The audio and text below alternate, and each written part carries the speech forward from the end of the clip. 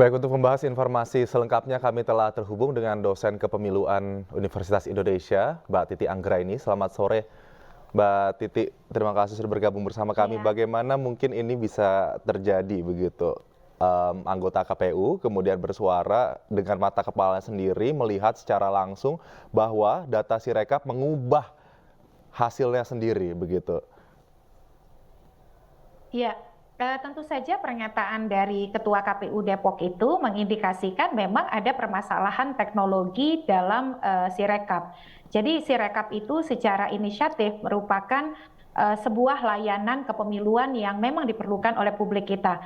Mengingat masa jeda antara penghitungan suara di tingkat TPS sampai dengan penetapan hasil rekapitulasi suara secara nasional itu sangat lama, yaitu kurang lebih 35 hari maksimal. Artinya baru pada tanggal 20 Maret secara maksimal kita bisa ketahui konfigurasi hasil suara secara nasional yang resmi ditetapkan oleh KPU. Nah, Sirekap ini sebagai sarana publikasi proses penghitungan dan rekapitulasi di dalam rangkaian rekapitulasi manual berjenjang tersebut.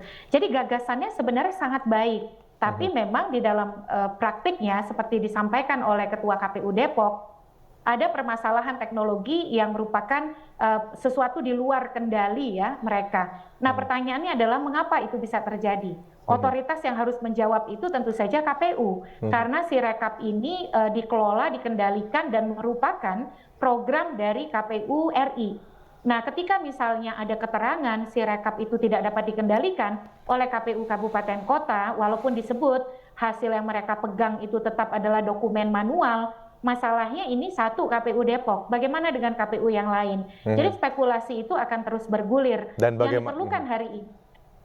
Ya, dan Ya. bagaimana jika kemudian ada angka yang tiba-tiba naik atau menggelembung tinggi itu tidak terlihat oleh anggota KPU yang tidak mungkin pada saat itu tidak berjaga begitu, mungkin akan berbeda begitu hasil diterima oleh masyarakat. Untung kemudian pada saat itu dilihat kemudian bisa dilakukan evaluasi berjenjang begitu ya Mbak Titi.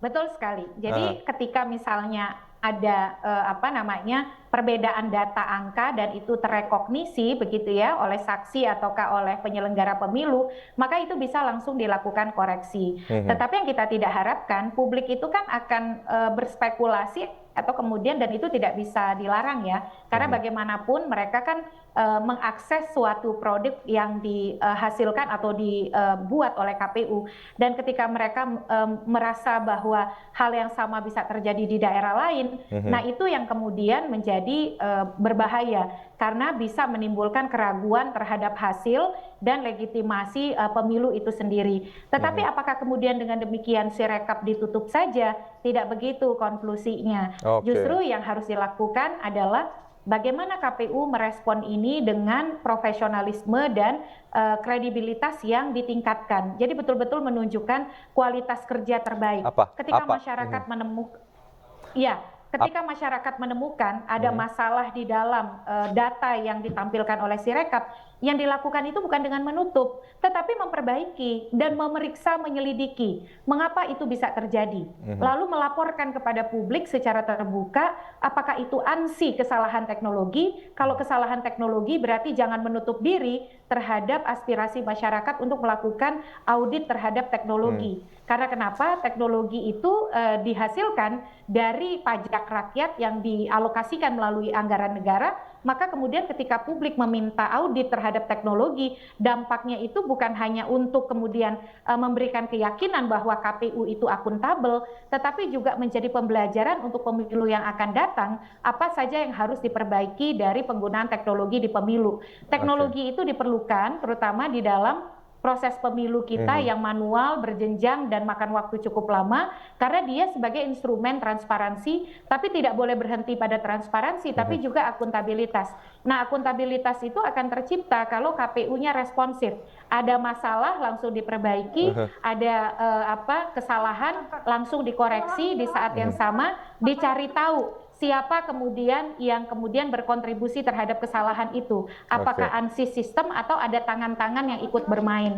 Jadi menurut saya itulah yang menjadikan Sirekap ini bisa menjadi layanan yang kemudian secara gradual pada pemilu-pemilu berikut kita gunakan sebagai salah satu masa transisi kita menuju rekapitulasi suara secara elektronik sepenuhnya begitu. Tapi kan seharusnya itu tidak harus menunggu sampai pemilu berikutnya, Mbak Titi. Seharusnya pemilu 2024 ini sudah menjadi apa ya? Sudah menjadi battlefield untuk kemudian membuktikan bahwa memang Sirekap ini adalah aplikasi yang trustworthy, bisa dipercaya oleh masyarakat. Tapi nyatanya banyak sekali kemudian kesalahan-kesalahan yang dilihat dan kemudian ada pergerakan yang tidak di luar kendali dari petugas PPK di sana, data-data kemudian melambung naik gitu.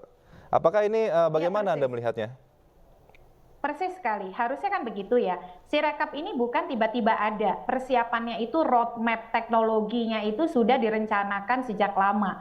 Inisiasinya sudah dimulai sejak 2004, disempurnakan 2014 melalui program yang namanya Situng, lalu 2019 makin baik dengan ada input data, bukan tidak ada masalah pada waktu itu karena human error, terjadi salah input, tapi di tengah diskursus misalnya apakah ada pelanggaran kecurangan atau tidak, tetapi masyarakat itu setidaknya misalnya masyarakat sipil masih bisa cukup teryakinkan bahwa itu error di teknologi, tidak ada kemudian kontribusi kesengajaan untuk melakukan kecurangan. Nah itu yang berbeda dengan situasi hari ini, problemnya melampaui teknologi.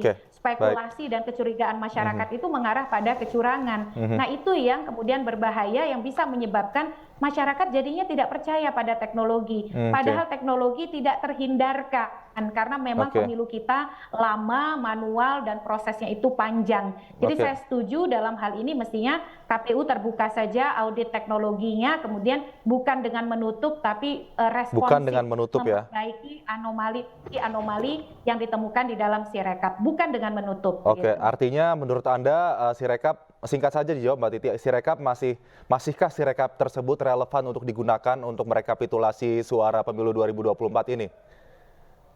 Rekapitulasi tetap manual, tapi Sirekap sebagai sarana publikasi itu tetap harus ditampilkan, bukan dengan menutup misalnya grafik, data angka ataupun kemudian numerik, tetapi justru memperbaiki ketika ada anomali dan menyelidiki. Anomali itu dikontribusikan oleh apa? Kemudian juga transparansi kepada publik ya Mbak Titi ya. Publik juga harus tahu dengan cepat, dengan tanggap apa respon dari KPU terkait dengan temuan-temuan tersebut. Terima kasih Mbak Titi Anggraini, dosen kepemiluan Universitas Indonesia sudah bergabung bersama kami.